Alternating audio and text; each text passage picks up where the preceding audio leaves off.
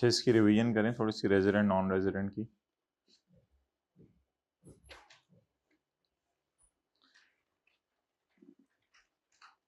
Question number 5, page 39।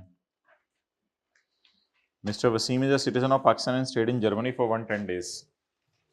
ये पाकिस्तान का citizen है और जर्मनी में रुका 110 दिन के लिए, before moving to Japan, Japan जाने से पहले। तो कितना स्टे हो गया जर्मनी में? 110 days before moving to Japan, where he stayed for 90 days and stayed Pakistan for.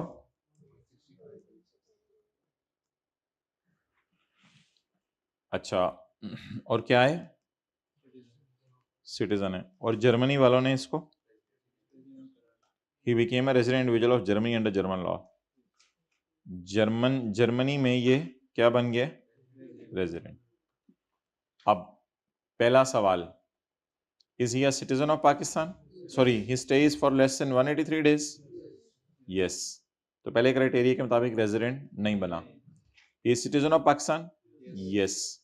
He stayed in any other country for more than 182 days? बोले no. He stayed in any other country for more than 182 days? No. अच्छा, अब he stayed in any other country for more than 182 days? No. Resident of any other country? Yes. किसका? तो फिर Germany का resident बन गया, तो पाकिस्तान में इसको क्या बना दें? Non resident. Therefore he will be considered as a non resident. ये नॉन रेजिडेंट इंडिविजुअल समझा जाएगा। डन। Okay,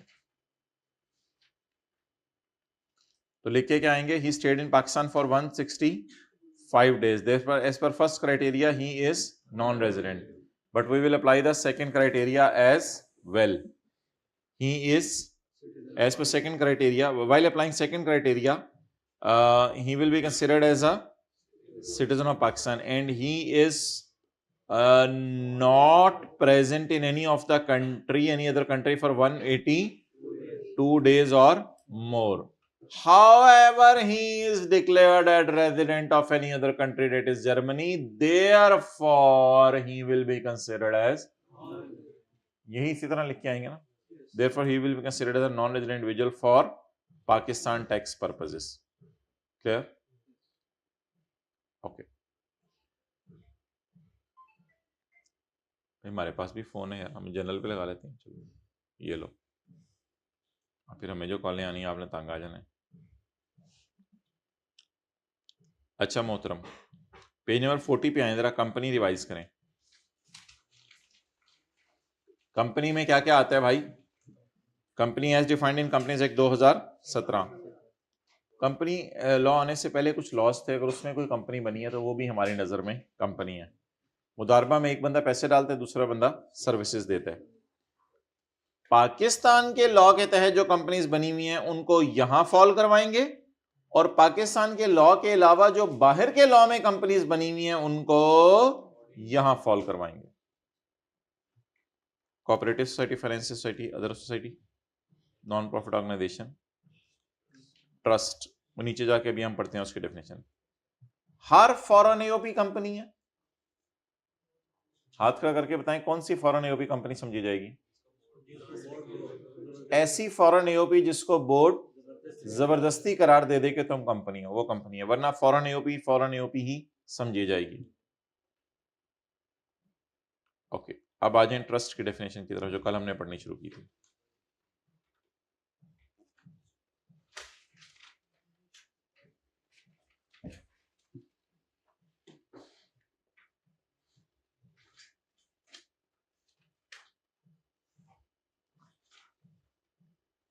page number 41।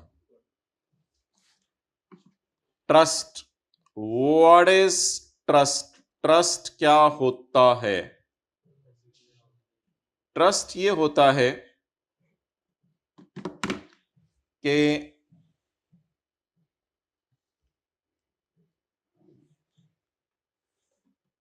चंद लोग अपना कैपिटल प्रोवाइड करते हैं और कुछ लोगों पर ये एतमाद करते हैं। अब हमने क्या पढ़ा था? Trust is a obligation attach to the ownership of cash, ownership of property. आगे क्या लिखा हुआ है? Arise out of confidence given to, इन लोगों को कॉन्फिडेंस दिया है, कर लोगे तुम, परेशान ना होना। Confidence given to and accepted, और इन्होंने एक्सेप्ट भी कर लिया। आगे क्या लिखा हुआ था? Accepted by the temporary owners, temporary owners ने इसको एक्सेप्ट कर लिया। एंड इससे किसको बेनिफिट होगा? For the benefit of real owners,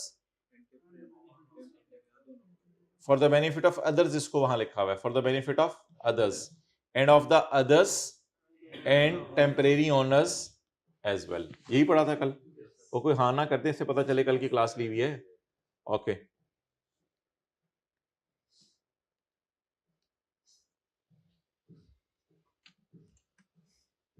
trust क्या है? ट्रस्ट एक जिम्मेदारी है जो कि अटैच होती है प्रॉपर्टी के ओनरशिप के साथ, और ये अराइज होती है एतमाद देने से और अगले के एक्सेप्ट करने से। आरजी ओनर इस एतमाद को एक्सेप्ट करता है।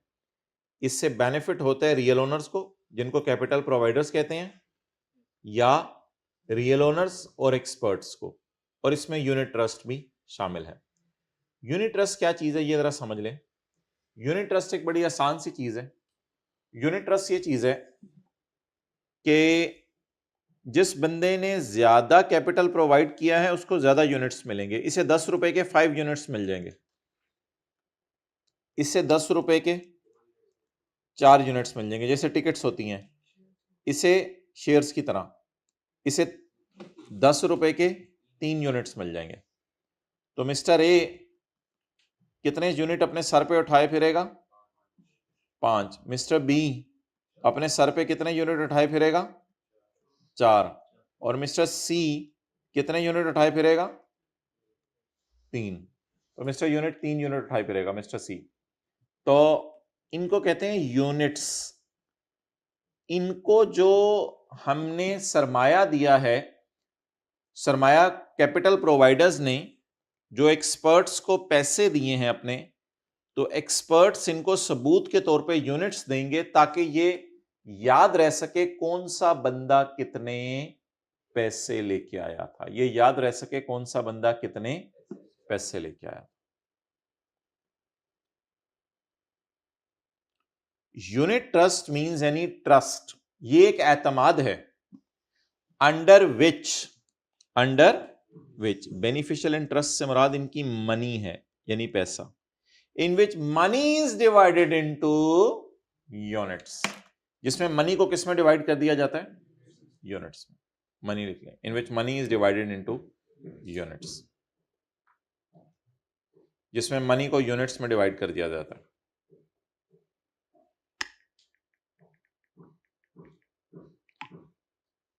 In which money is divided into units, money को जो है वो डिवाइड कर दिया जाता है यूनिट्स के अंदर। और फिर आगे क्या होता है बताएं?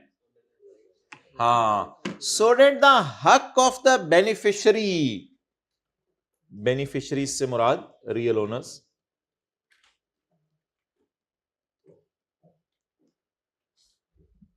so that the haq of real owners to income or capital are determined by the number of units held. More units, you will earn more profit. जितने यूनिट ज्यादा होंगे उतना आपका प्रॉफिट ज्यादा होगा।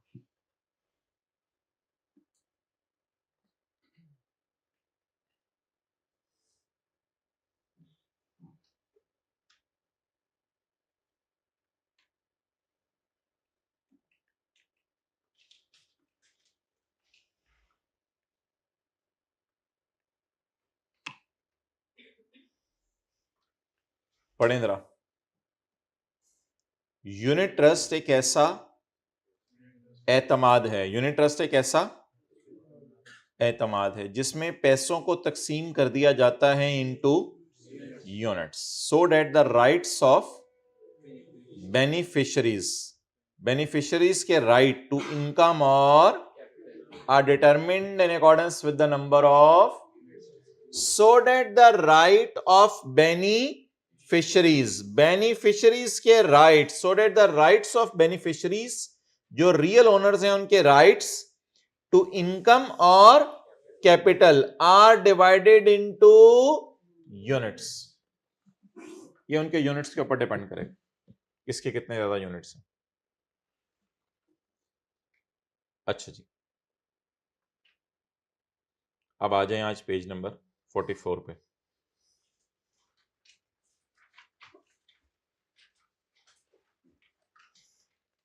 Taxable income.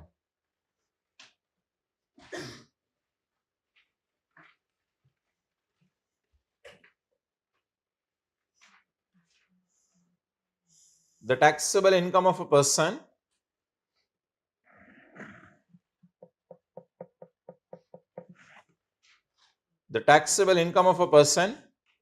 taxable income एक person की क्या होती है?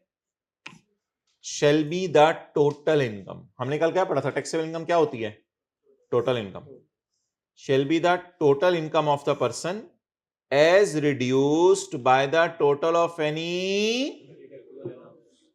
टोटल इनकम में से अगर डिडक्टेबल अलाउंसेस माइनस कर देंगे तो उसे कहेंगे टैक्सेबल इनकम। डिडक्टेबल अलाउंस हमारे मिसाल में अभी तक मैंने एक चीज बताई है जिसका नाम रखा है हमने ज़कात। The taxable income of a person shall be the total income, bracket को छोड़ें, for the year reduced by total of any deductible allowances of the person for the year. अच्छा जी, एक साहब है, उनकी सैलरी इनकम है 2,50,000 और उनकी बिजनेस इनकम है 1,50,000। अब जब हम इनका न्यूमेरिकल सॉल्व करेंगे तो इनकम फ्रॉम सैलरी बोलें 250,000, income from business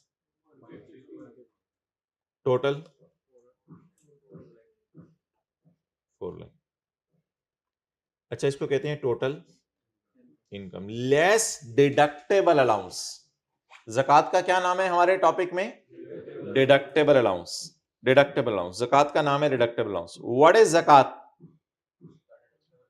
what is the amount of zakat? 470,000। it should not be below 0। ये मेरी टैक्सेबल इनकम निकल आई। टैक्सेबल इनकम 0 से कम। टैक्सेबल इनकम नेगेटिव में नहीं हो सकती, टैक्सेबल इनकम नेगेटिव में नहीं हो सकती। अच्छा, ये कैसे हुआ है कि उसकी टोटल इनकम 4 लाख है और ज़कात जो है वो उसकी टोटल इनकम 4 लाख है और ज़कात 4,70,000 है? ये कैसे हुआ है? एक्सेलेंट भाई, ज़कात इनकम पे नहीं लगती, ज़कात एसेट्स पे लगती है। हो सकता है उसके घर में गोल्ड या उसके पास कोई कैश इतना पड़ा हो कि उस पर ज़कात बनी हो, तो ज़कात ज़्यादा हो सकती है टोटल इनकम से, कोई मसला नहीं। इसमें ये परेशानी वाली बात नहीं है कि ज़कात क्यों इसकी ज़्यादा हो गई है, ज़कात हो सकती है ज़्यादा, खैर है। डन। अच्छा, अब एक सवाल अराइज होगा, सॉल्यूशन तो इसका हुआ है। मुझे ये बताएं कि इसका नाम हमने क्या रखा है, इस फिगर का नाम हमने क्या रखा है? Total income. और ज़कात का नाम क्या रखा है? डिडक्टेबल। डिडक्टेबल का मतलब होता है माइनस होने के काबिल, डिडक्टेबल अलाउंस। टोटल इनकम में से जब डिडक्टेबल अलाउंस माइनस कर लेंगे तो क्या आ जाएगी? Taxable income can never be below. Taxable income 0 से कम नहीं हो सकती। तो इसकी टैक्सेबल इनकम कितनी निकल आई? 0। कितना ज़कात माइनस नहीं हो सकी? कितनी ज़कात माइनस? This 70,000, this 70,000। इसका कुछ भी नहीं बनेगा। क्या मतलब? वो मैं आपको 2-3 की लाइनें छोड़ के इधर अगले सफे पे आए। पहले जरा ज़कात के बारे में एक बात पढ़ें। An allowance, an allowance, an allowance से मुराद ज़कात। ज़कात का नाम हमने क्या रखा है? Deductible allowance.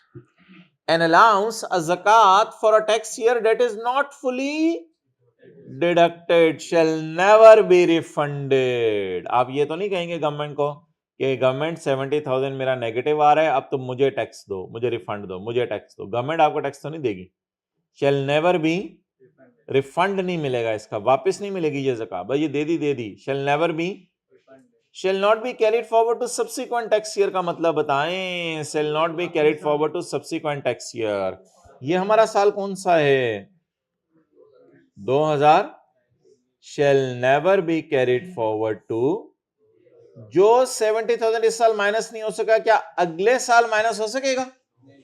यानी क्या मैं अगले साल पिछले साल की ज़कात माइनस कर सकता हूं? नो, अगले साल में पिछले साल की ज़कात माइनस नहीं कर सकता। अच्छा, क्या ये कैरी बैक हो सकता है? कैरी बैक, कैरी बैक भी करने की इजाजत नहीं है। तो मुझे बताएं, जो ज़कात 2019 में माइनस करनी थी, अगर वो 19 में माइनस ना हो सके तो क्या वो 20 में माइनस हो सकती है? क्या वो बैक पे जाके 18 में माइनस हो सकती है? क्या वो 19 में माइनस करके गवर्नमेंट से हम 70,000 पे टैक्स ले सकते हैं, रिफंड मांग सकते हैं? नो। तो पढ़ें, ज़कात, ज़कात for a tax year that is not fully deducted, जो पूरी minus, shall never be, shall never be refund, shall never be carried forward to अगला साल, and shall never be carried back to पिछला साल। समझ आ गई? आप पॉइंट 1 पढ़ें जी भाई। अच्छा, मुझे तो लिखा था ज्वाइन है। ओके,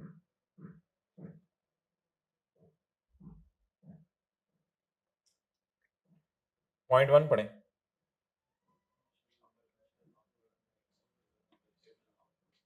पॉइंट 1 पढ़ें। पॉइंट 1 में लिखा हुआ है, a person shall be entitled to a deductible allowance for ज़कात paid by the person under ज़कात एंड उशर ऑर्डिनेंस। लिखें। अस्सलाम वालेकुम। लीव हो रहे बार बार, वो क्यों लीव हो रहा है बार बार? हाँ, अब आप ज्वाइन कर लें, ज्वाइन करके उधर मैसेज कर लें। चलिए, वो नीचे मैसेजेस बच्चों के करते रहे, वहाँ से थोड़ा ज़्यादा हो जाएगा। चलिए, मैसेज करके बताते रहे। पॉइंट 1 बताएं जी।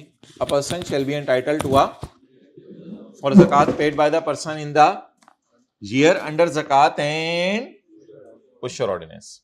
अच्छा भाई, हमारी ज़कात सिर्फ तब माइनस करने की इजाज़त होगी जब ज़कात किसके मुताबिक पे की जाए?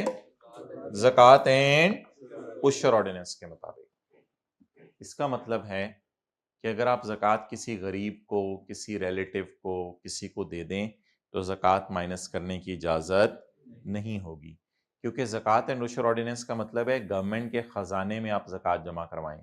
जब आप गवर्नमेंट के ख़जाने में ज़कात जमा करवाएंगे तो गवर्नमेंट आपको उसकी रसीद देगी। जब गवर्नमेंट आपको उसकी रसीद देगी तो वो रसीद इस चीज़ का सबूत होगा आपने ज़कात पे कर दिया है। तो लिखें, गरीबों को या रिश्तेदारों को ज़कात दे देंगे तो माइनस करने की इजाज़त नहीं है, बल्कि सिर्फ उशर ऑर्डिनेंस के मुताबिक ही देनी पड़ेगी। गरीबों को या रिश्तेदारों को ज़कात दे देंगे तो माइनस करने की इजाज़त नहीं है, बल्कि सिर्फ ज़कात एंड उशर ऑर्डिनेंस के मुताबिक ही देनी पड़ेगी।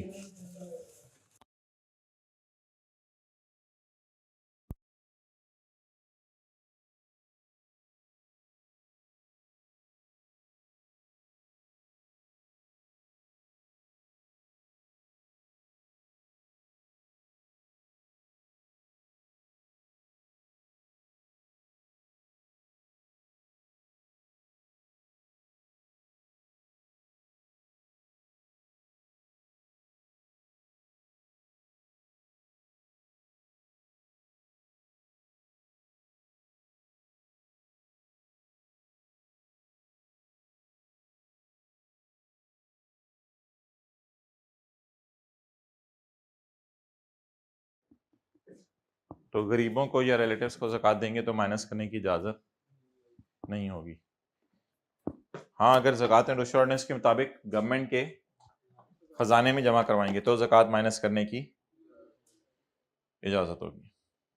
अ person shall be entitled to a deductible allowance, एक बंदे को ज़कात माइनस करने की इजाज़त होगी फॉर ज़कात paid by the person in a tax year under the ज़कात एंड, अगर आप ज़कात एंड रुशद ऑर्डिनेंस के मुताबिक ज़कात जमा करवाएंगे तो ज़कात माइनस करने की इजाज़त है, वरना ज़कात माइनस करने की इजाज़त नहीं है। ओके। और अगर ज़कात इस साल माइनस ना हो सकी तो ना रिफंड होगी, ना अगले साल माइनस होगी, ना पिछले साल माइनस होगी। Section 10 total income.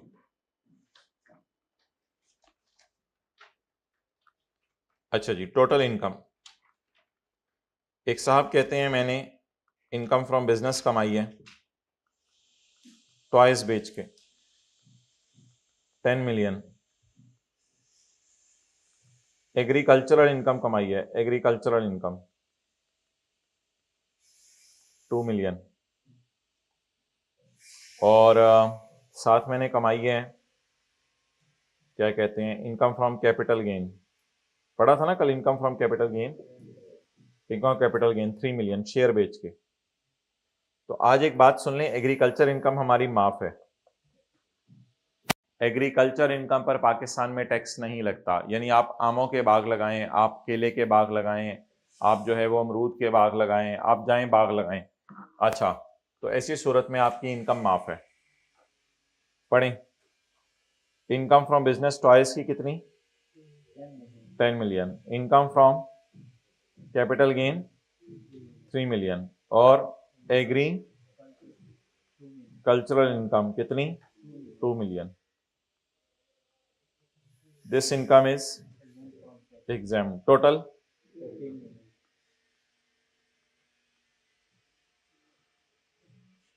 ज़कात 0.2 मिलियन। अब आप इसमें से माइनस करें एग्रीकल्चर इनकम कितनी, 2 मिलियन। जवाब 13 मिलियन लेस ज़कात 0. जवाब 12.8 मिलियन। नोट करें। तो एग्जाम्प्ट इनकम इनकम में ऐड करनी है, लेकिन दोबारा लेस क्यों कर देनी है, क्योंकि वो माफ है। माफ का क्या मतलब होता है, इस पे टैक्स नहीं है।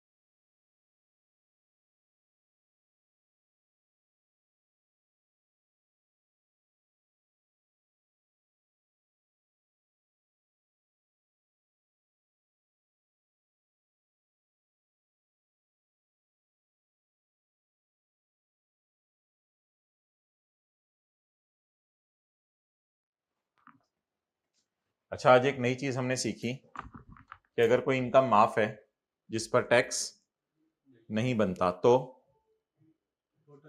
क्या करना है, उसको टोटल इनकम में ऐड करना है, लेकिन उसको बाद में माइनस कर देना, बिकॉज उस पर टैक्स नहीं बनता। डन? ओके।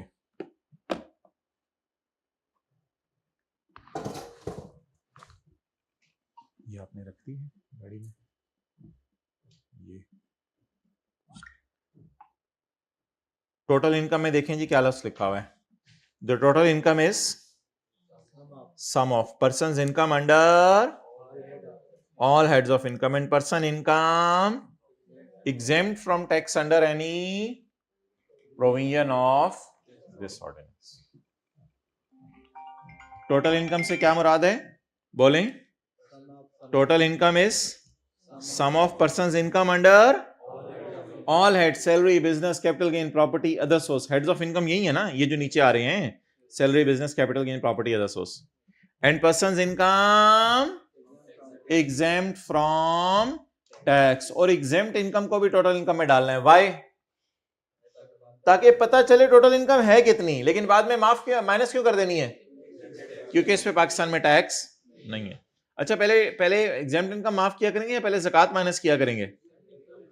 पहले एग्जेम्प्ट इनकम माफ माइनस किया करेंगे और फिर उसके बाद ज़कात माइनस करेंगे। तो टोटल इनकम में बोलें क्या आएगी? एग्जेम्प्ट इनकम आएगी, लेकिन बाद में उसको क्या कर दिया करेंगे? माइनस कर दिया करेंगे। तो टोटल इनकम में एग्जेम्प्ट इनकम भी आएगी। एग्जेम्प्ट इनकम की एक मिसाल एग्रीकल्चर।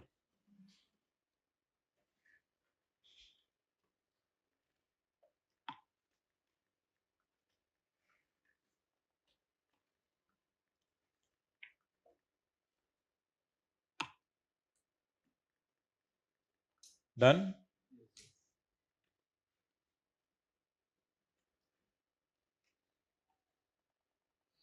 चलो कोई नहीं, बाद में कर लेंगे और जीव कर लेंगे। हेड्स ऑफ इनकम बताएं कितने हैं? For imposing tax and calculating total income, all income shall be classified under the salary, property, business, capital gain and other source. चलें आगे। टैक्स लगाने के लिए इनकम्स को आप किस किस में डिवाइड कर देंगे? Salary, business, capital gain, property and other source. अच्छा जी। The income under a head of income shall be the total chargeable amounts derived by the person as reduced by total of deductions. अच्छा जी, अब मुझे बताएं कि income from business, income from capital gain, इसकी sale है minus cost of sale minus salaries. यानी हमारा college या कारोबार कर रहा है तो उसमें तो कॉस्ट ऑफ सेल नहीं होगी। कोई बेकरी है वो कारोबार कर रही है तो सेल होगी। कॉस्ट ऑफ सेल से मुराद वो चीज़ें खरीदी कितने की, और सैलरी से मुराद मुलाजमीन को तनख्वाहें कितनी दी, और रेंट से मुराद बेकरी का किराया कितना आया। ठीक है, ये इनकम फ्रॉम बिजनेस निकल आएगी आपकी। ये एक फिगर निकलेगी, मिसाल के तौर पे 70 मिलियन माइनस 20 माइनस 5 माइनस 5, जवाब क्या आ गया? 40 मिलियन। ये 40 मिलियन आपकी आ गई income from business. Income capital gain आ गई आपकी 10 मिलियन। टोटल इनकम कितनी हो गई? 50 मिलियन। अच्छा, इसमें से क्या माइनस करेंगे?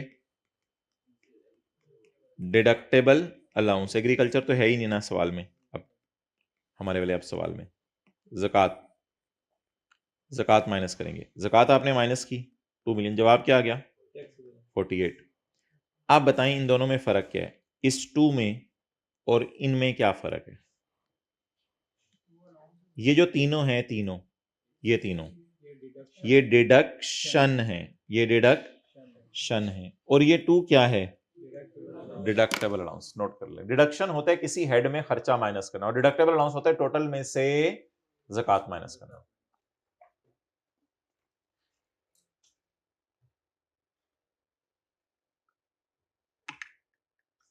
जी जी, पूछो पूछो ना, फिर उनको आप अलग अलग कर दें।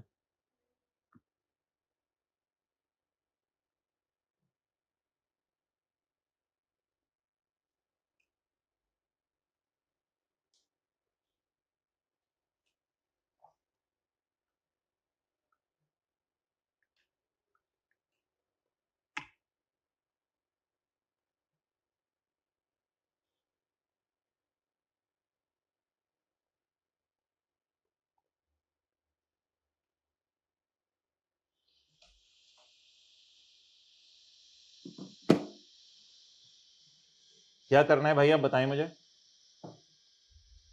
जो टोटल इनकम से ऊपर ऊपर माइनस हो गया उसका नाम क्या है? डिडक्शन। क्या होती है? खर्चे। क्या मतलब? किसी भी हेड को कमाने के लिए कोई ना कोई खर्चे करने पड़ेंगे। बिजनेस इनकम कमाने के लिए मुझे क्या करनी पड़ेगी? कॉस्ट ऑफ सेल इनकर करनी पड़ेगी, मुझे हो सकता है रेंट देना पड़े, मुझे हो सकता है रिपेयर का खर्चा करना पड़े, मुझे सैलरीज देनी पड़े, मुझे और खर्चे करने पड़े।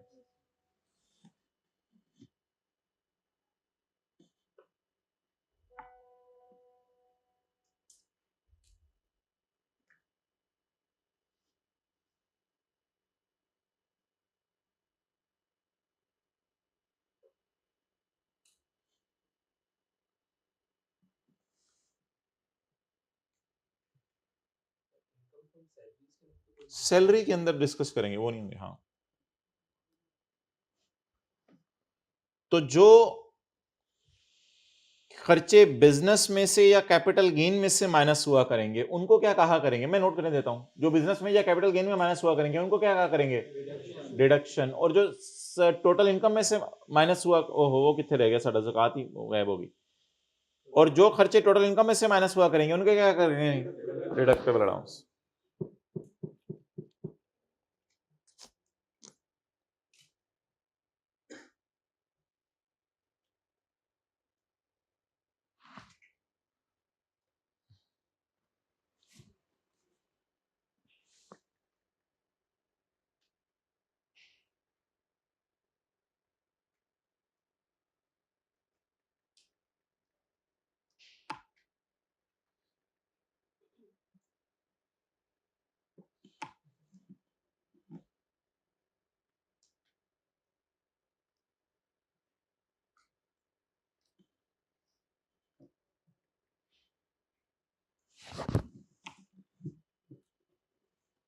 बिलाल से कहो व्हाट्सएप चेक कर लो।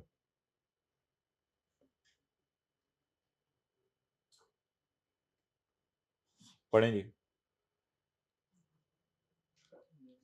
वेयर, सॉरी पॉइंट 2 पढ़े ना पहले। The income under a head of income shall be the total chargeable amounts derived by the person under that head as reduced by total deduction। तो टोटल चार्जेबल अमाउंट से क्या मुराद हो गया? Cell. और deduction से क्या मुराद हो गया? खर्चे। तो सेल में से आपने क्या माइनस कर देनी है माय डियर कोच?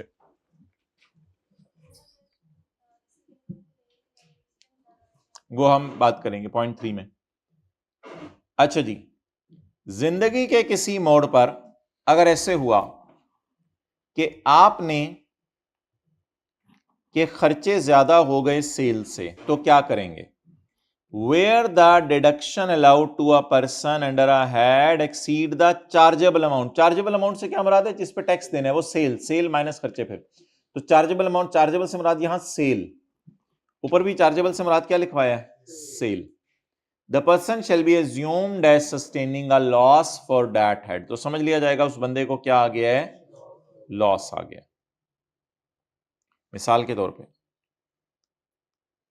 हम क्या निकाल रहे हैं? Income from business. Sale minus cost of sale minus rent. Sale 100 रुपया, कॉस्ट ऑफ सेल 90 रुपए, रेंट 12 रुपए। तो बताएं जी, 2 रुपीज का क्या आ गया? लॉस।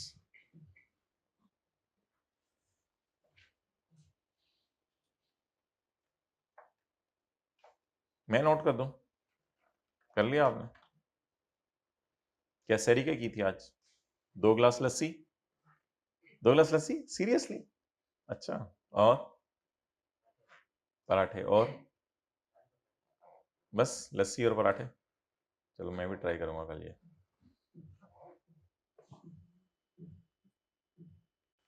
घर वालों को बता दें।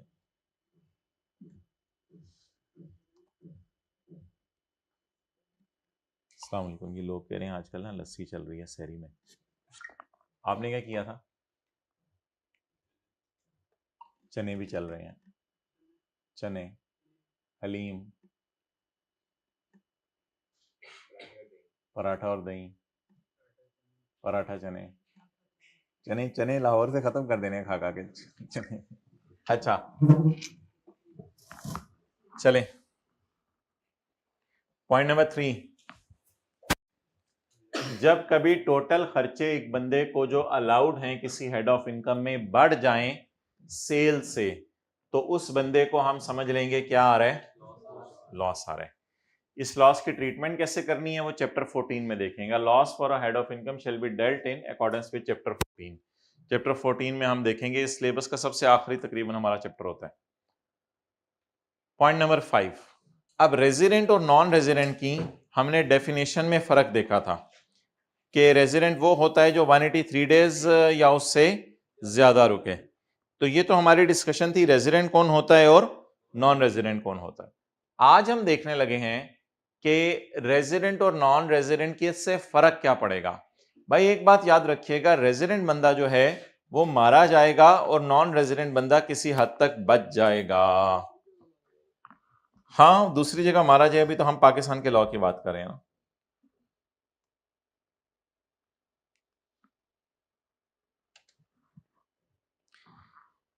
एक बंदा रेजिडेंट है, जैसे मैं कहूं सर आसिफ रेजिडेंट है, तो वो पाकिस्तान में हो सकता है कॉलेज से इनकम फ्रॉम सैलरी कमा रहे हो पाकिस्तान से। अच्छा, सर आसिफ का ना जर्मनी में एक पेट्रोल पंप है। अब ये नहीं, हंसने वाली क्या बात। अच्छा नहीं, बस इसको अपने तक रखिएगा, अब ये ऑनलाइन रिकॉर्ड तो नहीं है, चलो खैर है। तो ये जर्मनी में सर आसिफ का पेट्रोल पंप है, तो जर्मनी में सर आसिफ कमा रहे हैं इनकम फ्रॉम बिजनेस। अब सर आसिफ को दोनों पे टैक्स देना पड़ेगा, पाकिस्तान की गवर्नमेंट को। जर्मनी में अगर देंगे तो उसका हम ट्रीटमेंट आने वाले दिनों में पढ़ेंगे। जो बंदा रेजिडेंट बन गया, यानी उसका स्टे पाकिस्तान में 183 डेज या उससे ज्यादा हो गया, उसने अपने पाकिस्तान में कमाई गई इनकम्स पे भी टैक्स देने, और उसने अपनी बाहर के मुल्क में कमाई गई इनकम्स पे भी टैक्स देना है। तो बताएं जी, रेजिडेंट बनने के साथ हम क्या सलूक करते हैं, उसकी पाकिस्तान वाली इनकम पे भी टैक्स मांगते हैं और उसकी बाहर के मुल्क वाली इनकम पे भी टैक्स मांगते हैं। लेकिन अगर बंदा एक क्या है, नॉन रेजिडेंट है, मिसाल के तौर पे श्रीलंका से मुरलीधरन, मुरली आजकल आजकल के प्लेयर का नाम था, तो हमें तो अपने जमाने का पता है, मुरलीधरन, राणा टुंगा, राणा टुंगा, टीम बंगाऊ, चलो मुरली कर लो, मुरली। मुरली आया 10 डेज के लिए पाकिस्तान में। अगर मुरलीधरन आया 10 डेज के लिए पाकिस्तान में, तो सिर्फ पाकिस्तान में जो कमाएगा उस पर टैक्स देना होगा, जो बाहर के मुल्क में उसने कमाया उस पर टैक्स। तो रेजिडेंट्स को क्या करना पड़ता है, रेजिडेंट्स को जो वो पाकिस्तान में कमा रहे हों उस पे भी टैक्स देना पड़ता है, और जो बाहर के मुल्क में कमा रहे हों उस पे भी टैक्स देना पड़ता है। लेकिन जो लोग क्या हैं पाकिस्तान के लॉ की नजर में नॉन रेजिडेंट, वो बोले एसी चला दो, जो लोग क्या हैं पाकिस्तान के लॉ की नजर में नॉन रेजिडेंट, उनको सिर्फ 10-12 दिन के लिए, 15 दिन के लिए, 20 दिन के लिए, 100 दिन के लिए, 120 दिन के लिए, 140 दिन के लिए, 150 दिन के लिए, 160 दिन के लिए, 170 दिन के लिए अगर पाकिस्तान आए हैं तो 183 डेज से कम आए हैं, तो उनसे सिर्फ क्या कहा जाएगा, किसके ऊपर टैक्स जमा करवाएं, पाकिस्तान सोर्स इनकम पे। उनसे फॉरेन सोर्स इनकम पे टैक्स, बाहर के मुल्क में जो मर्जी गुल खिलाते रहें, हमें इससे क्या फर्क पड़ता है। हम सिर्फ उनसे किस इनकम पे टैक्स मांगेंगे, पाकिस्तान सोर्स।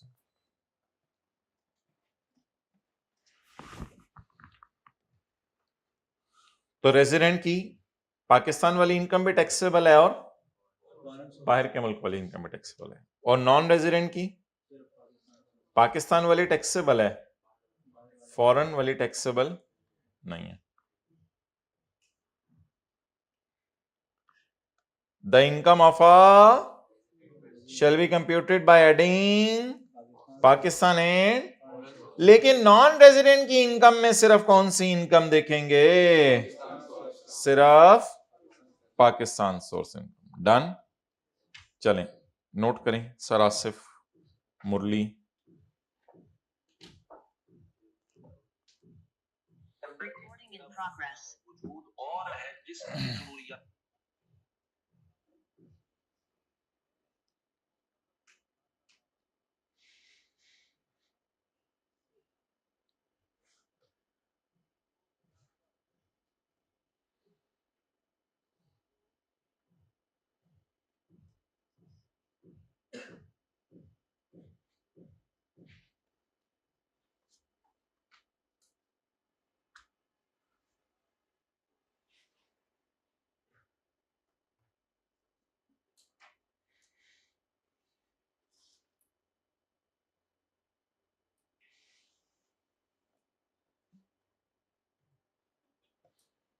ओके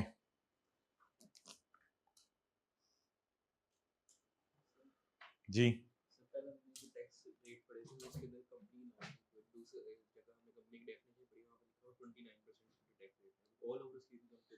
कंपनीज के ऊपर वो कल वाले टेबल नहीं लगेंगे।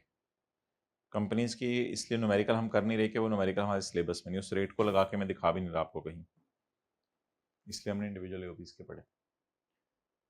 तो बताएं जी, रेजिडेंट बनने का क्या नुकसान होगा? रेजिडेंट बनने का ये नुकसान होगा कि पाकिस्तान वाली इनकम भी और फॉरेन इनकम भी, और नॉन रेजिडेंट जो होगा सिर्फ पाकिस्तान सोर्स इनकम पर टैक्स देगा।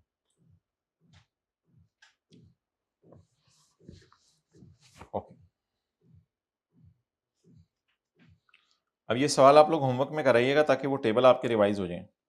ये worker welfare fund, worker profit participation fund, ये इंशाल्लाह हम कल करेंगे। अभी आप एग्जाम्पल 1 क्वेश्चन 1 से लेके क्वेश्चन 9 तक होमवर्क में कराइएगा, जो कि पेज 47 तक है। अच्छा जी,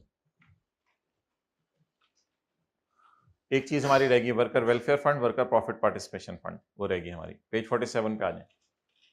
principles of taxation of individuals, individuals के ऊपर टैक्स लगाने के बुनियादी असूल। मियां और बीवी, जिसको आपके इलाके में क्या कहते हैं, शोहर और बेगम।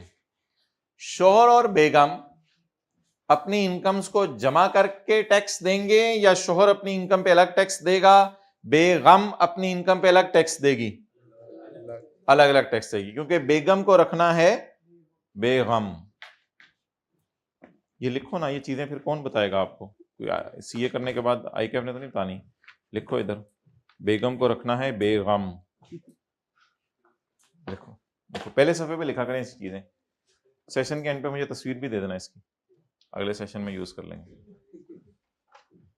ओके, ये अलग से बातें हुआ करेंगी, इनकी पूरी लिस्ट बनानी है आप लोगों ने। सेक्शन 86 ऊपर लिख लें, जिंदगी के सुनहरी असूल। Principles of taxation of individuals. The taxable income of each individual shall be determined separately. Online में जूम मीटिंग में आपने तस्वीर खींच के भेजनी है सफे की, जिसपे मैंने ये लिखवाया था ऑनलाइन वालों। Principles of taxation of individuals, the taxable income of each individual shall be determined separately. अगर हम टैक्सेबल इनकम इकट्ठी निकालते तो नुकसान क्या होता? फिर बड़ा खतरा हो जाता, फिर बात बढ़ जाती, टैक्स रेट ज्यादा लगता।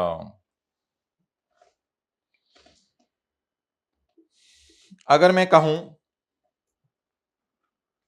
कि शोहर कमा रहा है 9 लाख, तो वो 15% टैक्स दे देगा। बीवी कमा रही है 13 लाख, तो वो 20% के हिसाब से टैक्स दे देगी। लेकिन अगर शोहर कितना कमा रहा था?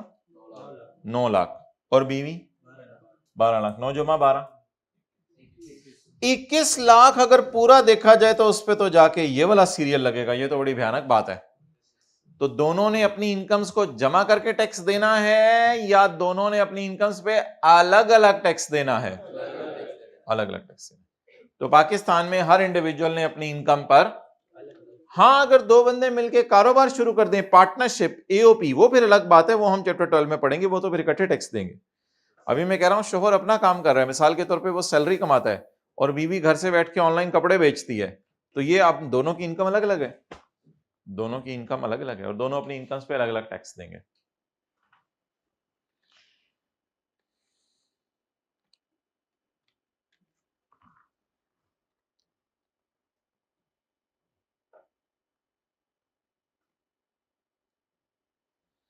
Page 47, deceased individual, section 87।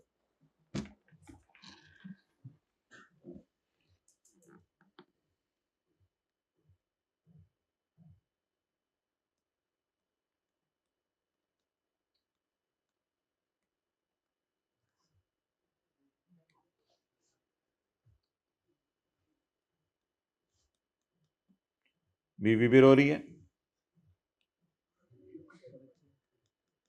और बच्चे भी रो रहे हैं।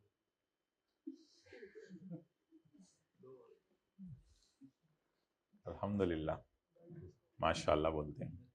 डिसीज्ड इंडिविजुअल, डिसीज्ड, बच्चों की रियल पे लो जी, सर माशाल्लाह बोला करें इस घर में।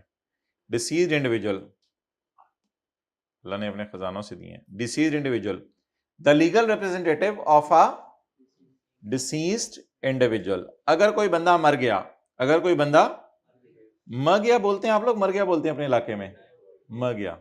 अगर कोई बंदा मर गया, अगर कोई बंदा मर गया, तो उसके जो लीगल रिप्रेजेंटेटिव्स हैं वो लायबल होंगे इसका टैक्स देने के लिए, क्योंकि मरने से पहले ये टैक्स जमा करा के नहीं गया। द बचे हुए ऑफ आ मरे हुए, कौन लायबल होंगे my dear? Legal representatives. The बचे हुए ऑफ द मरे हुए shall be liable for the tax that individual would have become liable if he had not died। अगर वो डाई ना होता तो वो जिंदा होता, तो जिंदा होने के ऊपर टैक्स जो है वो देना किसकी जिम्मेदारी थी? बोलें जी, किसकी जिम्मेदारी थी? मरे हुए की। तो अगर ये जिंदा होता तो टैक्स देना इसी की जिम्मेदारी थी, लेकिन अब ये इस जहाने फानी से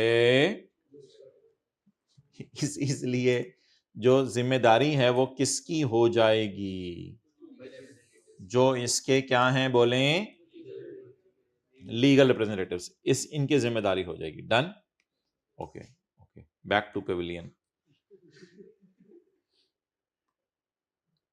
भाई डेथ हुई हुई है, उधर जो है वो अथरू बहाए जा रहे हैं, अथरू बहाए जा रहे हैं। ये छोटे ने तो रो रो के सुबह की लुट मचाई हुई है, और आप लोग जो है वो हंस रहे हैं, शर्म नहीं आती?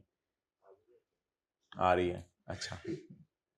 The legal representative of a deceased individual shell be liable for any tax, किसी भी टैक्स के लिए, that individual would have become liable, जिसके लिए वो लायबल होता अगर ना मरता। मर तो गया, अगर ना एज्यूम कर लें, अगर ना मरता तो अब उसके लीगल रिप्रेजेंटेटिव उसका टैक्स देंगे। एंड बोले, and any tax payable in respect of income of deceased estate, मरे हुए की जायदाद से जो इनकम आई है उस पर भी किसने टैक्स देना है? कई दफा ऐसा होता है कि मरे हुए की जायदाद इतनी जल्दी तकसीम नहीं होती, तो जितना अरसा मरे हुए की जायदाद इनकम देती रहे। मिसाल के तौर पे मरे हुए की भैंसें थी, वो इसके मरने पे थोड़े 2-3 दिन के लिए कहेंगे oh we no programme of giving milk because our owner passed away. इस तरह की बातें करेंगी भैंसें, भैंसें इस तरह की बातें करेंगी। तो मैं बता रहा हूँ, एक मिसाल दे रहा हूँ। तो भैंसें दूध देती रहेंगी, सिमिलरली जो है वो उसकी दुकान है वो रेंटल इनकम देती रहेगी, वो रेंटल इनकम देती रहेगी। उसकी दुकान पे बिजनेस हो रहा है, वो कस्टमर चीजें खरीदते रहेंगे आके। तो अब मुझे ये बताएं कि ऐसा भी हो सकता है कि मरने के बाद उसकी जायदाद से इनकम आती रहे? स्टेट क्या होगी? जायदाद। तो मरने के बाद उसकी जायदाद से इनकम आती रहेगी।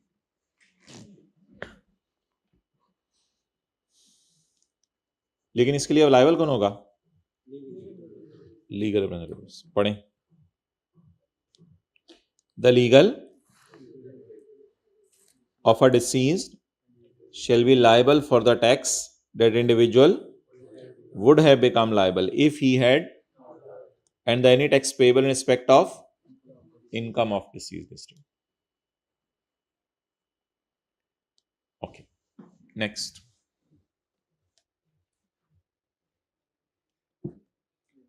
Mr. Roman is appointed as a representative of his father. Umar को अपने फादर का रिप्रेजेंटेटिव हमने करार दिया है, जो कि 2 महीने पहले इस जहाने फानी से कूच कर गए हैं। टिश्यू पेपर लाएं यार, टिश्यू। चलें। Mr. Umar is appointed as a representative as Abu. Mr. Umar अपने अब्बू का रिप्रेजेंटेटिव है, who has passed away 2 months back. The value of the assets left by Abu was 20 lakh. 20 lakh के एसेट्स अब्बू छोड़ के गए मरने पे। However, as per Commissioner Income Tax, अब्बू 20 लाख के एसेट छोड़ के गए और 30 लाख का टैक्स मार के गए। अब सॉरी, 30 लाख का टैक्स पे नहीं किया, तो 2 मिलियन के एसेट छोड़ के गए, जाने का गम भी दे के गए, और 3 मिलियन लेके भाग गए, यानी कि मतलब सॉरी 3 मिलियन टैक्स जमा नहीं करवाया। अब मुझे ये बताएं कि अब्बू की जायदाद पड़ी कितनी हुई है? 2 मिलियन। और उसमें से टैक्स कितना पे करना है? 3 मिलियन। तो अब अगर मैं ये बात करूं कि बेटे की जगह अगर बीवी होती तो इसके हाथ के अंदर अगर कड़े होते, इसके हाथ के अंदर अगर कड़े होते या इसने कोई कोका पहना होता, तो फिर ऐसी सूरत के अंदर क्या ओ तेरी सॉरी, तो क्या इसके पर्सनल एसेट्स भी बेचे जाएंगे या सिर्फ अब्बू के एसेट्स बेचे जाएंगे? हाँ, the liability of legal representative shall be limited to the extent of मरे हुए की जायदाद। लिखें, वारिसों के पर्सनल एसेट नहीं बेचे जाएंगे, वारिसों के पर्सनल एसेट्स नहीं बेचे जाएंगे, लीगल रिप्रेजेंटेटिव्स के पर्सनल एसेट्स नहीं बेचे जाएंगे।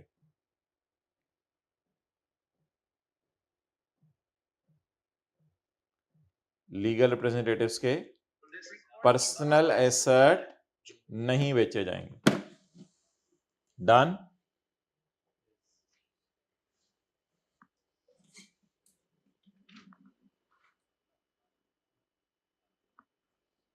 ओके, आगे चलें। छुए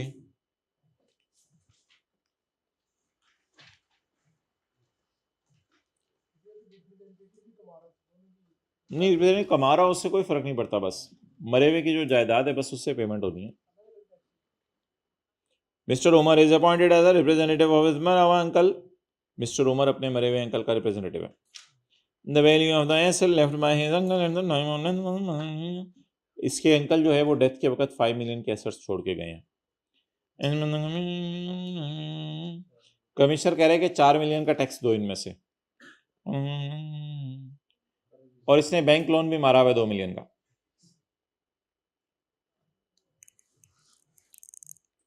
जाने वाला क्या छोड़ के गया? 5 मिलियन के एसेट्स। और लायबिलिटीज 4 मिलियन क्या है? Tax liability. और 2 मिलियन बैंक लोन। आप बताएं क्या करना है? हाँ, पहले क्या पे करेंगे? टैक्स पे करेंगे।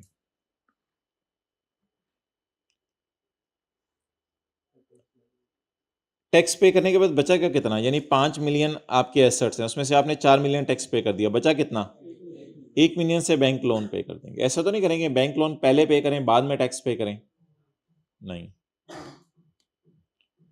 पढ़ें जी। The liability shall be the first हक ऑन द डिसेस्टेड। बी की जगह जरा हैव करें, पेपर में तो बी लिख के आइएगा, लेकिन बी की जगह जरा हैव करें तो देखें। अब हैव करके देखें, जरा समझ आ रहा है? The tax liability shall have the first हक ऑन द डिसीज्ड एस्टेट। पहला हक किसका होगा?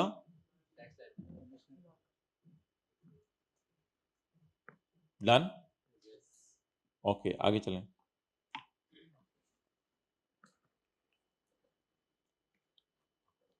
The tax liability shall have the first hak on the deceased estate. Tax liability का पहला हक होगा डिसीज्ड की स्टेट के ऊपर।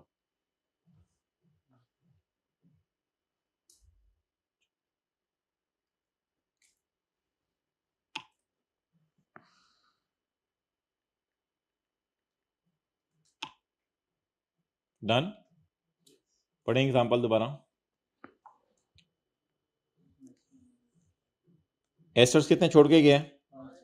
5 मिलियन। टैक्स कितना हमारा हुआ है?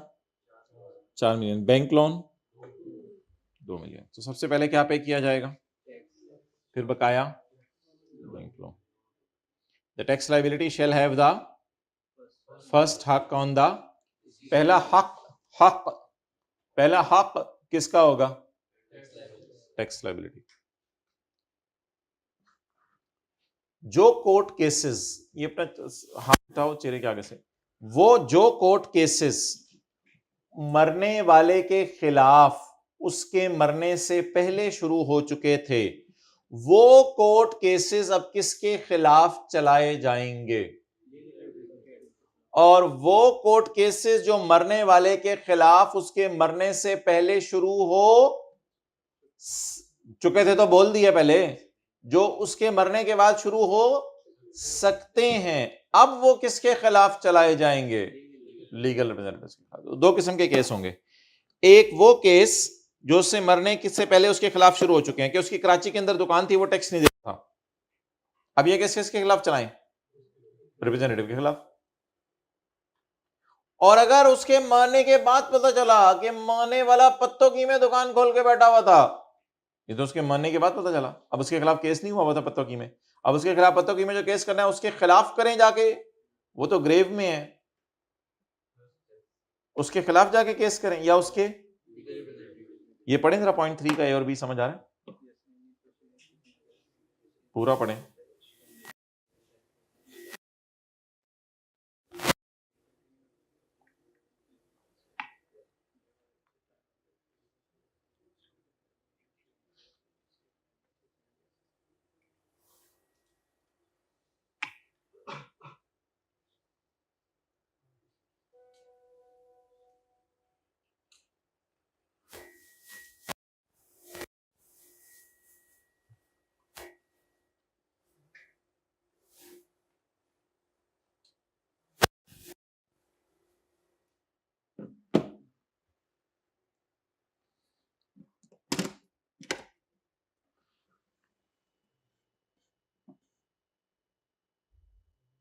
डन? कोई समझ आया?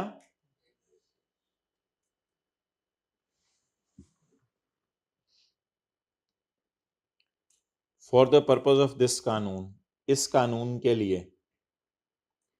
एनी प्रोसीडिंग, प्रोसीडिंग आप कह सकते हैं कोर्ट केस, कोर्ट जो पहना होते हैं, अच्छा जहां जाते हैं अदालत। For the purpose of this कानून any court case taken against the मरावा, court case taken against the मरावा, कब? बिफोर हिज मरना, मरने से पहले उसके खिलाफ केस शुरू हो गया था, उस गांव में मर गया, shall be assumed as having been taken against the, ये समझा जाएगा कि केस किसके खिलाफ चल रहा है? Legal representative. बाहर का देख रहे थे, ये काला काला लगवाओ कुछ इन जगहों पे। अच्छा जी, for the purpose of this कानून, इस कानून के लिए, any proceeding taken against the मरावा, अगर कोई कोर्ट केस मरे हुए के खिलाफ शुरू हो चुका है बिफोर हिज मरना, shall be assumed as having been taken against the बचावा, एज्यूम कर लिया जाएगा कि ये केस किसके खिलाफ चल रहा था? लीगल रिप्रेजेंटेटिव के खिलाफ। अच्छा, अब उसके खिलाफ केस शुरू से चलाया जाए या जहां तक केस चल चुका था उससे आगे से चलाया जाए? The proceeding will be continued against the मरावा, अगेंस्ट द बचावा, the proceeding will be continued against the बचावा from the stage at which they were at the time of मरना, मरने के वक्त उसके खिलाफ जिस हद तक केस हो चुका था उससे आगे चलाया जाएगा। अभी केस में सारे काम दोबारा किए जाएंगे या जितने हो चुके थे उससे आगे? ये कौन से केसेस हैं? टेकन, जो उसके खिलाफ शुरू हो चुके थे मरने से पहले। लेकिन अगर कोई ऐसे केस है जो उसके मरने के बाद पता चला कि इसके खिलाफ शुरू हो सकते हैं, उनका क्या करेंगे? बोलें जरा। Any proceeding which could have been taken, which could have been taken, could have been taken का क्या मतलब है? could have been taken, जो उसके खिलाफ शुरू हो सकते हैं, कब? मरने के बाद। Any proceeding which could have been taken against the marawa may be taken against the बचावा of the marawa. Done? तो any proceeding which could have been taken, जो उसके खिलाफ शुरू हो सकती हैं, ये उसके खिलाफ शुरू हो चुकी थी और ये इसके खिलाफ शुरू हो सकती हैं, चुकी सकती, चुकी सकती, चुकी सकती, चुकी सकती, चुकी सकती, टेकन और which could have been taken.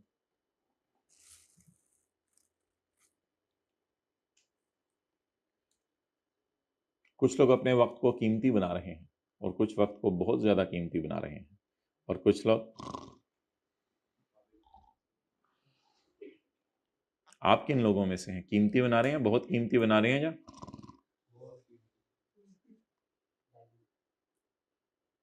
Sure?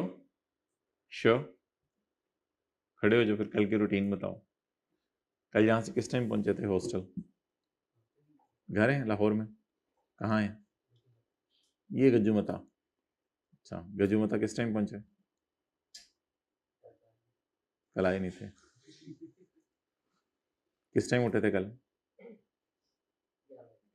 सुबह 11 बजे। ठीक है, फिर क्या किया? जोहर तक पढ़ाई की, फिर जोहर की नमाज पढ़ी, फिर उसके बाद असर तक रेस्ट किया। यानी 11 बजे तक रेस्ट कर करके थक गए थे, आपने कहा थोड़ा और रेस्ट कर लें। माशाल्लाह, अभी ये टाइम को बहुत कीमती बना रहे हैं ये वो वाले भाई हैं अभी, बाकियों के हालात। फिर अच्छा, असर से मगरिब अफ्तारी, हम मगरिब की बात करते हैं, ठीक है। मगरिब से ईशा, माशाल्लाह तिलावत की। ईशा के बाद तरावी पढ़ी, तरावी के बाद पढ़ाई 10 बजे से लेके 10 बजे से 1 बजे तक 3 घंटे। कौन सा सब्जेक्ट? अकाउंटिंग। तो हम इधर 4 डालने आए हैं। हमारा सब्जेक्ट कब पढ़ा था? आज सुबह पढ़ा था। अच्छा, फिर 1 बजे सो गए, फिर किस टाइम उठे? 4 बजे। फिर किस टाइम सोए? आज के दिन नहीं सोए अभी तक? सुबह के नहीं सोए? 4 बजे के उठे हुए हो? ठीक है, भाई को हाथ लगा के देखो, नींद तो नहीं आ रही? अच्छा, क्या किया फिर सुबह 5 बजे से लेके 6 बजे तक? 6 से 7, 7 से 8, 8 से 9, 9 से 10।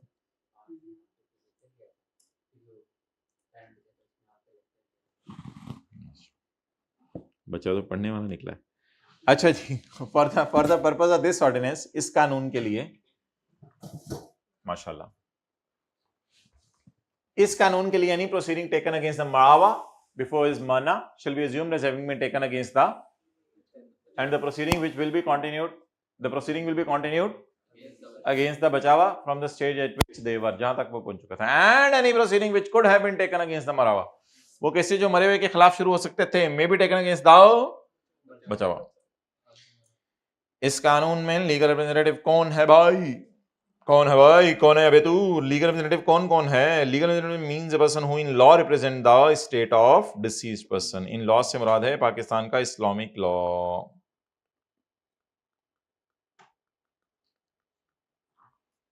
Legal representative means a person who in Islamic law represent the state of deceased person, जो इस्लामिक लॉ में डिसीज्ड पर्सन की स्टेट को रिप्रेजेंट करे। अब वो कौन कौन है? वो बेटा है, बीवी है, कौन कौन है, वो हमारी इस वक्त बहस का मरकज नहीं है, और ना हमें वो जानना है। बस हमने ये लफ्ज लिखाना है पेपर में, who in Islamic law. Islamic law का लफ्ज में नहीं लिखना, who in law represent the state of deceased person, वो पाकिस्तान का लॉ होगा। लीगल रिप्रेजेंटेटिव होते हैं who intermeddles with the state of deceased person, जो बंदा डिसीज्ड बंदे की जायदाद से बेजा मदाखलत करे, बिला वजह पंगे ले। क्या कहेंगे आपको इसको अंग्रेजी में? क्या कहेंगे? इंटरमेडल्स। हाँ, वो तो कहेंगे ही, उसके अलावा क्या कहेंगे आसान लफ्जों में? हाँ जी, इंटरफेयर लिख लें, जो मर्जी लिख लें, बस पंगे लेना लिख लें, जो मर्जी लिख लें। तो आपको ऐसे को लफ्ज ना लिखेंगे, घर वाले पूछेंगे बेटा ये क्या लिखते हो। चलें लिख लें, ये आखिरी ये वाला सफा घर वालों ने कहाँ खोलना है, पहला नहीं खोलते वो तो।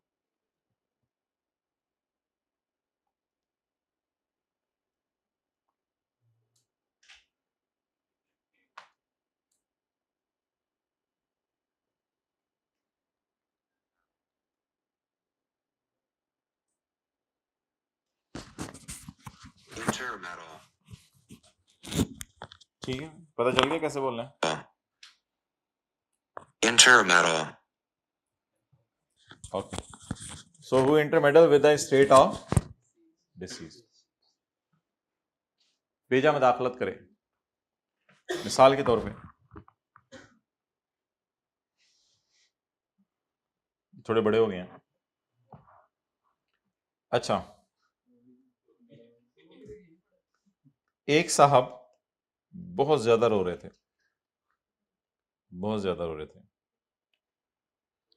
इसने हिम्मत की, ये बाहर निकला। अंकल आप हैं कौन? हंसने वाली क्या बात? मैं अंकल भाईजान तुसी हो कौन है? इन्ना रोना सानू नहीं आ रहा, तुसी रो रो के महला इकट्ठा कर लिया है, तुसी हो कौन? तो इसने कहा कि आपके अब्बू को भूलने की बीमारी थी, मैं इनका बड़ा भाई हूं, मैं इनका बड़ा भाई हूं। बेगम ने होती क्या मारे या कूद, झूठ बोल रहे हैं ये। बहरहाल अब ये भेजा तो तू वापस आती ना कुछ कह चले कहते मेरे ना ला जा। नहीं, what is this, we trying to convey the concept. Okay, तो जो बंदा मरे हुए की जायदाद से बेजा मदाखलत करे, बेजा मदाखलत करे, तो उस बंदे को भी हम क्या कह देंगे, लीगल। ये अक्सर इसकी जायदाद पे कब्जा करने की कोशिश करते हैं, बहरहाल हमारा लॉ कह रहे हैं, हम भी उसको क्या कह देंगे, लीगल। बाकी उसको पैसे मिले नहीं मिले ये अलग बात है, ये हमारा ये कानून डिसाइड करेगा, हमें इससे कोई फर्क नहीं, हम तो बस लीगल रिप्रेजेंटेटिव की डेफिनेशन पढ़े हैं। अच्छा, अब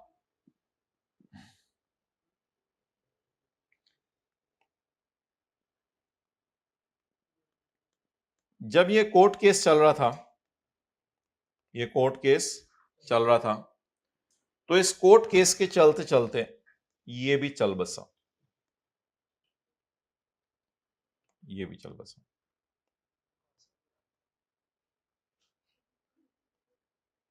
भाई मंजी इस तरह खड़ी की रखी हुई है, हाँ मेरे से ये ना कहीं खड़ा हुआ है प्लीज, मंजी इस तरफ है। तो चलते चलते ये भी चल बसा। अब ये जो चल बसा तो इसकी भी चल बसियां थी, इसकी भी बीवी थी, इसकी भी बच्चे थे।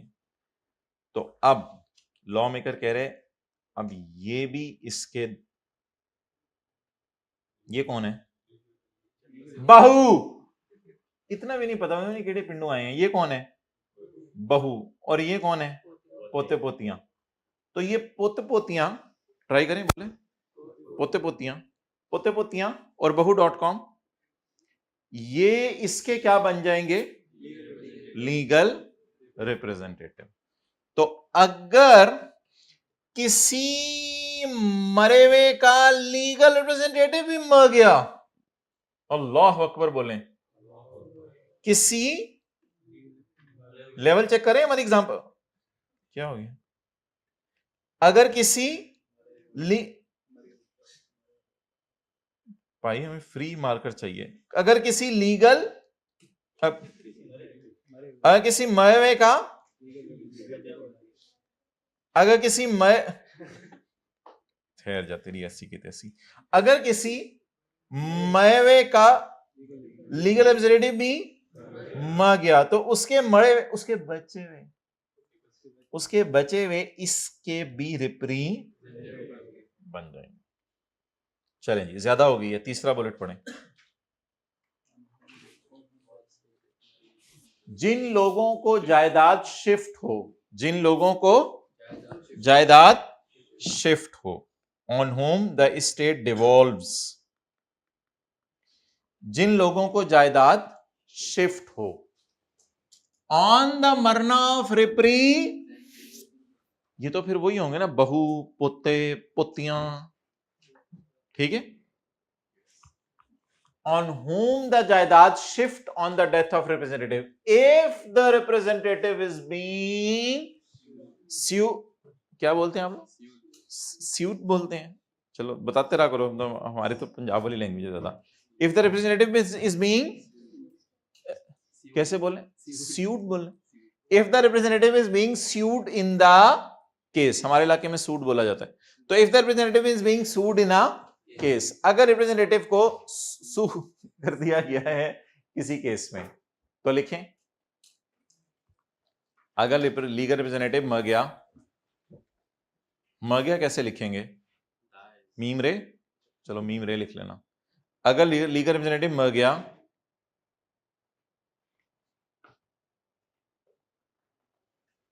तो उसके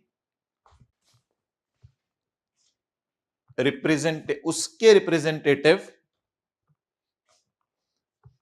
पहले मरे हुए के रिप्रेजेंटेटिव बन जाएंगे, ऐसे ही है ना। तो उसके रिप्रेजेंटेटिव ओरिजिनल मैयत के, ओरिजिनल मैयत याद है ना कौन सी है, तो उसके रिप्रेजेंटेटिव ओरिजिनल मैयत के रिप्रेजेंटेटिव बन जाएंगे।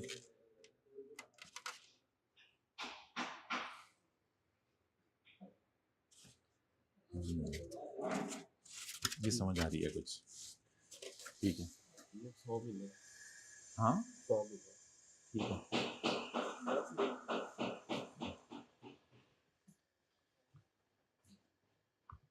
ओके चलें। तो 3 लोग हमारे लॉ की नजर में क्या हैं? Legal representative. नंबर 1, जो कानून में मरे हुए को रिप्रेजेंट करे या जो उसकी जायदाद से बेजा मदाखलत करे, अनड्यू इंटरफेरेंस करे, जिस पर जायदाद शिफ्ट हो जाए रिप्रेजेंटेटिव के मरने पर। अगर रिप्रेजेंटेटिव के खिलाफ क्या शुरू हो चुका था? केस शुरू हो चुका था। कल ताकरात इफेक्टिवली यूटिलाइज की ना? माशाल्लाह, 2 रह गई हैं पीछे। ऑथर्स,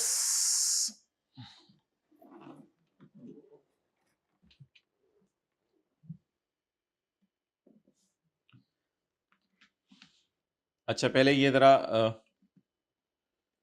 थ्योरी के सवाल कर लें इसके जो आए हुए हैं। इतने ज्यादा खुल गए? यू व्हाट सो जज्बाती।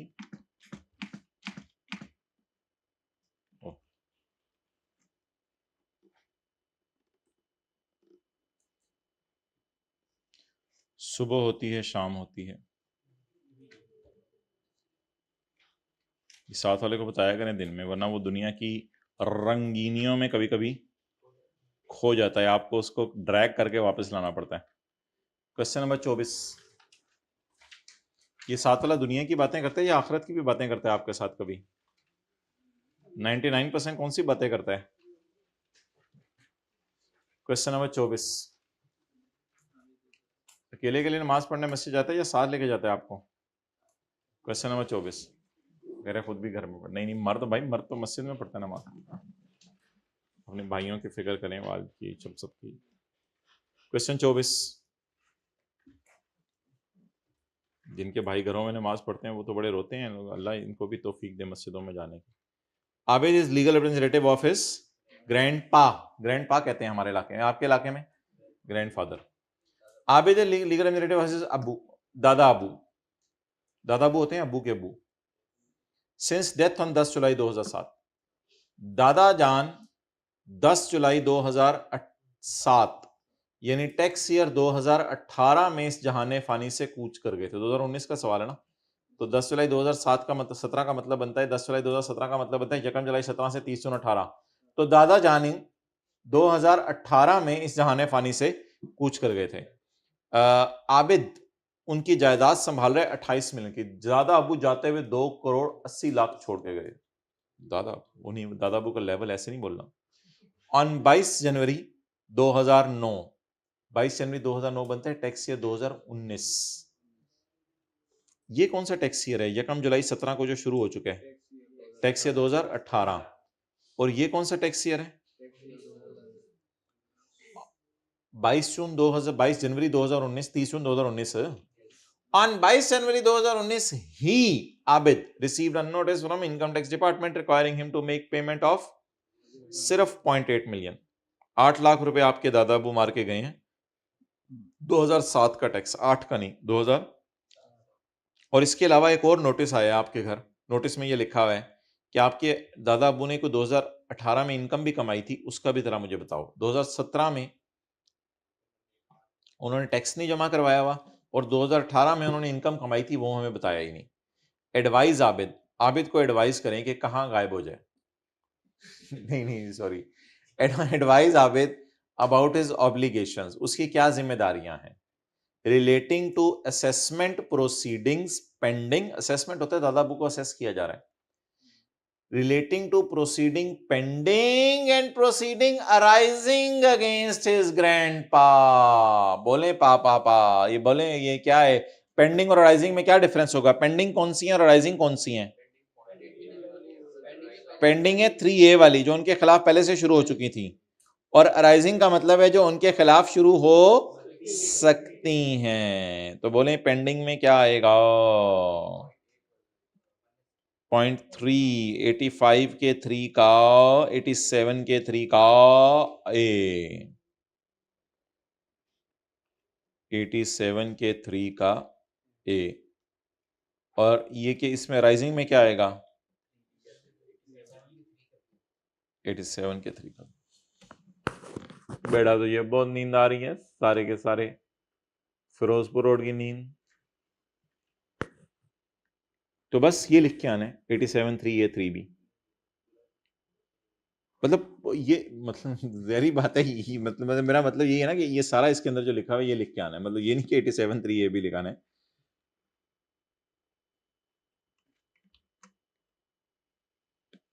डन, तो ये सारा लिख के आना है।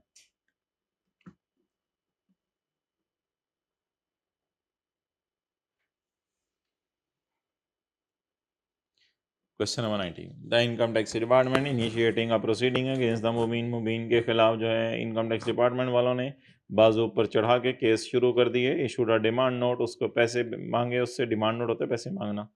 रिक्वायरिंग हिम टू पे the outstanding amount of his tax. खुदा के लिए मुबीन तू अपना टैक्स जमा करा दे, तेरी मेहरबानी, तू क्यों नहीं अपना टैक्स जमा करा रहा for tax year 2015 along with default surcharge, और कुछ हमें जुर्माना भी देना, लेट पेमेंट का डिफॉल्ट सरचार्ज भी देना।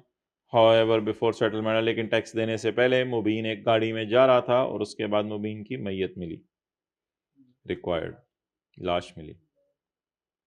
Under the provision income tax ordinance 2001, describe whether Mubin should have driven the car or not. Sorry. Describe whether the tax authorities would be able to recover the amount of tax after Mubin's death. क्या tax वाले मुबीन के मरने के बाद उससे tax ले सकते हैं, और अगर ले सकते हैं तो किस हद तक ले सकते हैं? दो सवाल हैं। क्या टैक्स वाले मुबीन के मरने के बाद इस काबिल हैं कि वो मुबीन से टैक्स ले सकें, और अगर हैं तो किस हद तक हैं बताएं। क्या टैक्स वाले मुबीन से टैक्स ले सकते हैं मरने के बाद? इसमें हम लिख के आएंगे 87 का 1, yes, legal representative shall be liable for any tax. Mubin से तो नहीं ले सकते लेकिन उसके रिप्रेजेंटेटिव से ले सकते हैं। पहला सवाल ये है ना कि मरने के बाद उसे टैक्स भी लिया जा सकता है या नहीं लिया जा सकता। तो 87 का 1, किस हद तक लिया जा सकता है? एक्सटेंड ढूंढने, एक्सटेंड। 87 का 2,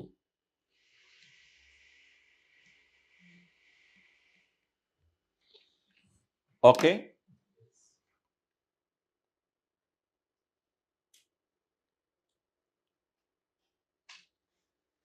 अगला पढ़ें।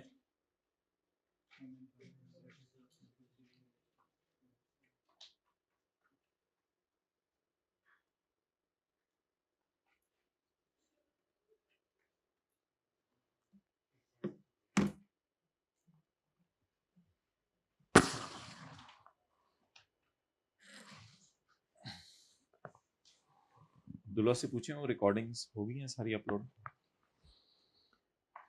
कमेंट करें on the status of proceeding initiated against Mubin. Mubin के खिलाफ जो प्रोसीडिंग इनिशिएट हुई है उस पे कमेंट करें। कौन सी प्रोसीडिंग्स पर? इनिशिएटेड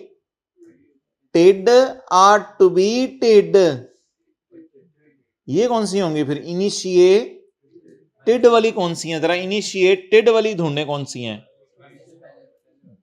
हाँ, 3 का ए, ये पेंडिंग होती हैं, जिसे आप इनिशिएटेड कह सकते हो।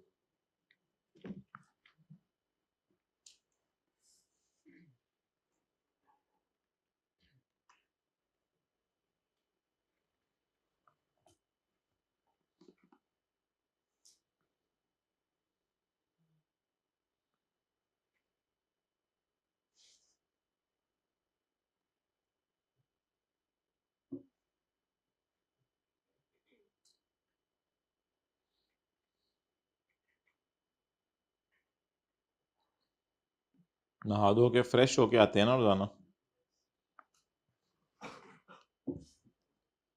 ये पेंडिंग है जो उसके खिलाफ शुरू हो चुकी थी, और ये अराइजिंग है जो उसके खिलाफ शुरू हो सकती हैं लेकिन अभी तक शुरू नहीं हुई। अब इनिशिएटेड कौन सी वाली लेंगे? पेंडिंग वाली, जो उसके खिलाफ शुरू हो चुकी है। ओके भाई, चुप के रखें, समझ आ गई?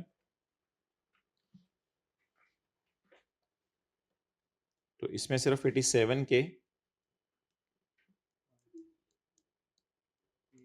3 का ए लिखेंगे। अहमद पुत्र की होया, आपने पूछा अहमद की होया, अहमद उसे रोने लग गया। अहमद क्यों रो रहे हैं? पूछे ना अहमद से, अहमद क्यों रो रहे हैं? कहते हैं मैं रिस्पॉन्सिबल हूँ। अहमद की कर लिया? Ahmed is responsible for managing the property of his uncle. Uncle कब इस जहाने फानी से कूच किए? टैक्स ईयर 2013 चल रहा था और अंकल इस दुनिया से चले गए। The approximate worth of the properties, भाई मौत का फरिश्ता 30 जून को आता है या उससे पहले भी आ सकता है? पहले भी आ सकता है। ये टैक्स ईयर एंड का वेट तो नहीं करता ना, मौत का फरिश्ता तो किसी भी लम्हे आ जाता है। भाई तैयारी चल रही है, आदत है किसी भी बता रहा हूँ कि आपको रहा हूँ सुनाओ, अपने आप को रहा हूँ। The approximate worth of property 70 lakh रुपए। 70 लाख रुपए अंकल जाते हुए छोड़ के गए हैं। अब वो मैनेज नहीं हो रहा है अहमद से। इन अगस्त 2013 में टैक्स 2014 बनता है। अगस्त 2013 आपको पता है, जकम जुलाई 13 से टैक्स 2014 शुरू हो चुका है। In August 2013, notice was served from the Income Tax Department. Notice of income tax department details of his income for 10 years 2012। और पुत्र अहमद 10 आपके मरे हुए अंकल ने क्या क्या कमाया है, along with the demand for a payment। और अहमद तुझे टैक्स देना पड़ेगा ड्रामे जो 70 लाख तूने अपने पास रखा हुआ है in respect of the previous year amounting to 85 lakh रुपया। 70 लाख तेरा चाचू छोड़ के, चाचू ही होता है ना, ताया कर लें, मामू कर लें मामू ना अम्मी माइंड करे। अच्छा 70 लाख तेरा चाचू छोड़ के गया था, बोल अब 85 लाख टैक्स मार के गया था जाते हुए, इस गम में चला गया था चाचू दुनिया से। एडवाइस अहमद, अहमद को बताएं अब वो कहां भागे। As regards the following. Number 1, extent of the Ahmed liability. Ahmed किस हद तक लायबल है? The liability of the Ahmed shall be limited to the extent of deceased. Therefore, in this case, the Ahmed is only liable up to the extent of 7 million, though the tax demand is 8.5 million. ये लिख के आएंगे, लिखाएंगे या लिखवा दूं? नहीं लिखाएंगे, मैं लिखाएंगे। The liability of the legal representative shall be limited to the extent of deceased estate. In this case, the liability will be limited up to the extent of 7 million. आगे चलें, बताएं।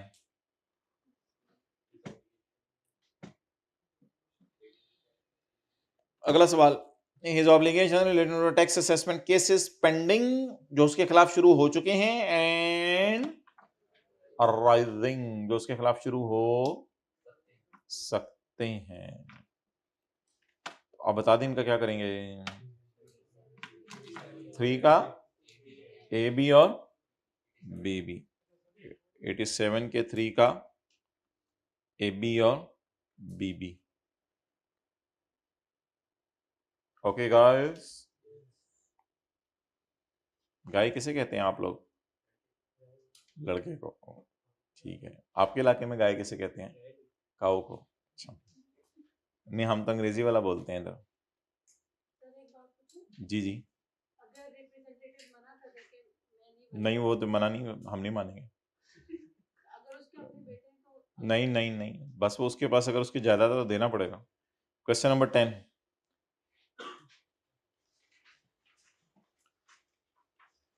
Mr. Haider is the legal representative of his uncle since 5 जनवरी 2010। 5 जनवरी 2010 को uncle इस दुनिया से चले गए थे और उसकी स्टेट मैनेज कर रहा है। 1 करोड़ रुपए अंकल जाते हुए छोड़ के गए हैं। अंकल का लेवल अप्रोक्सीमेटली ऑन अगस्त 10 2010। अच्छा अंकल मरे कब है? टैक्स ईयर 2010 में, और 2011 में उससे 2 नोटिस आए हैं।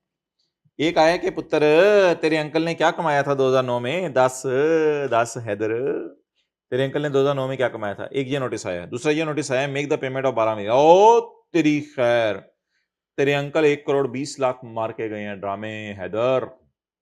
2007 और 8 में 1 करोड़ 20 लाख तेरे अंकल हम मार के चले गए हैं दुनिया से, चल निकाल 1,20,00,000। हैदर ने कहा मेरे पास है ही 1 करोड़, और ड्रामे ना कर, निकाल 1,20,00,000। कहते ड्रामे क्या करूं, है ही 10 मिलियन। एक जग में से कितना पानी निकल सकता है? जितना साथ वाले में, हाथ धो गई, जितना उसमें है। एक जग में से कितना पानी निकल सकता है? जितना उसमें है। तो मैक्सिमम बताएं, पुत्र चुप कर, मैक्सिमम कितने पैसे मांगे जा सकते हैं इससे? Advise Mr. Haider about the extent of his tax liability in respect of income earned by his uncle. Extent बता के आएंगे 87 का Chiu.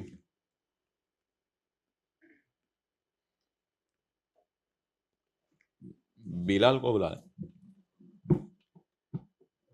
Also advise him about his obligation relating to the tax assessment proceeding pending arising against his uncle. बताएं भाई, बिलाल को बुलाएं। Also advise him about his obligation relating to tax assessment proceeding pending or arising against his uncle. ये भी बता दें जो proceeding उसके खिलाफ पेंडिंग है और अराइजिंग 87 के 3 का ए और बी। ये बड़ा पसंद है इसको।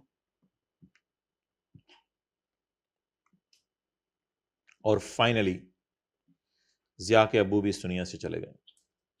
जिया's father expired in March 2000 being the only heir। ये उनका एक वाहिद आखिरी बाल था। हेयर बाल को कहते हैं ना, वारिस को कहते हैं पंजाबी में बाल। being the only heir, एक ही बचा था औलादों में इसकी। He received all of his father's business and सारे बिजनेस और एसेट उसको अब्बू गए के नाम हो गए। In August 2009 notice was sent from the income tax department in the name of his father to pay unpaid tax liability penalty। अब्बू ने तेरा टैक्स टाइम पे जमा नहीं कराया था, पेनल्टी भी दे, एडिशनल टैक्स भी दे, बहुत ज़्यादा टैक्स दे हमें।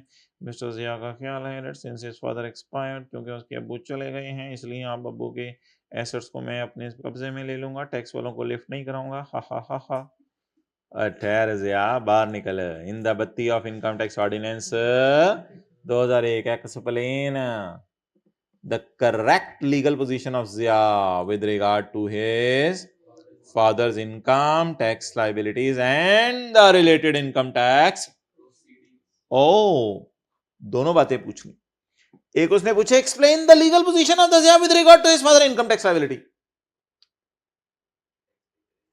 लीगल पोजीशन क्या है? लीगल पोजीशन में मेरे ख्याल से आप ये बता के आइएगा, चाबी लीगल पोजीशन में मेरे ख्याल से आप ये बता के आइएगा 87 का 1। इसमें एक्सटेंट बतानी है तो वो भी बताइएगा 87 का 2। लेकिन legal position with regard to his father's liability, क्या वो अपनी फादर्स लाइबिलिटीज के लिए लायबल है? कैसे पता चले आपको फादर्स लाइबिलिटी के लिए लायबल है? The legal representative shall be liable for any taxed individual would have become liable. पहले तो ये बताए ना, वो तो कह रहे हैं मेरे अबू मर गए हैं इसलिए ये नोटिस रिलेवेंट है, टैक्स वालों को मेरे से टैक्स नहीं मांगना चाहिए। उसे बताना पड़ेगा भाई पॉइंट 1 पढ़, तेरी मेहरबानी है तू हैदर बाहर निकल। सिया हैदर के तो अंकल गए थे ना, जिया के अब्बू गए हैं, हमने भी चले जाना है, हमारी भी मिसाल होगी। क्वेश्चन नंबर 40 किताब के अंदर आए। अच्छा, इन the light of income tax, यहाँ ऐसा ना करो ना, जाने की तैयारी करो तुम, समझदार बंदे। In the light of income tax ordinance explain the correct legal position of Zia with regard to his father's income tax liabilities and the proceedings. Pending वाले लिख के आएंगे, राइजिंग वाले लिख के आएंगे? दोनों लिखा है, कुछ उसने बताया नहीं कि पेंडिंग और राइजिंग कौन सी लिखनी है। 3 का ए और बी। ठीक है जी, कल पढ़ेंगे आप वो ऑथर्स वाला जी।